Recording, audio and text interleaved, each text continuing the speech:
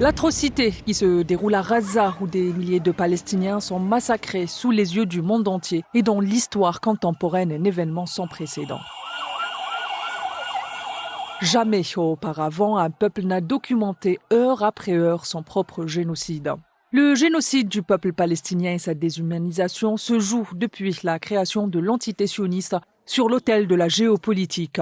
Et depuis le 7 octobre, ce cycle tragique semble s'intensifier. Face à cela, l'inertie du Conseil de sécurité de l'ONU est une insulte à la conscience humaine. Et derrière cette paralysie, toujours le même obstacle, le veto américain.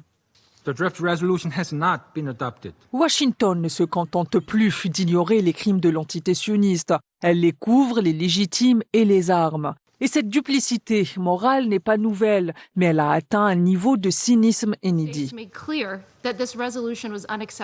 Car les États-Unis se présentent non seulement comme le gendarme du monde, mais surtout comme le garant de la paix et de la sécurité internationale, allant jusqu'à parrainer plusieurs processus de paix en Ukraine, en République démocratique du Congo ou encore au Soudan, ou pas plus loin qu'hier, Washington appelait à un cessez-le-feu.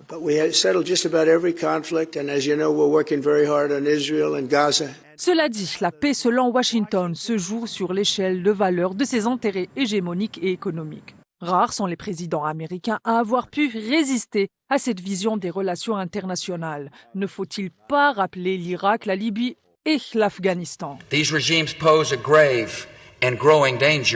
Leur défense de la sécurité de l'entité sioniste masque en réalité un projet de domination régionale où le droit, la morale, la vie des peuples arabes sont sacrifiés.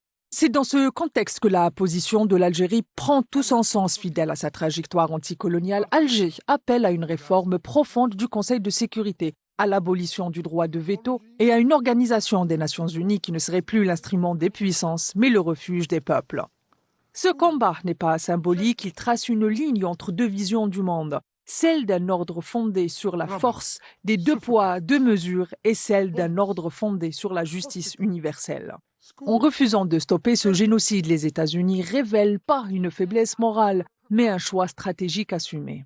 Celui de faire du chaos un levier de puissance.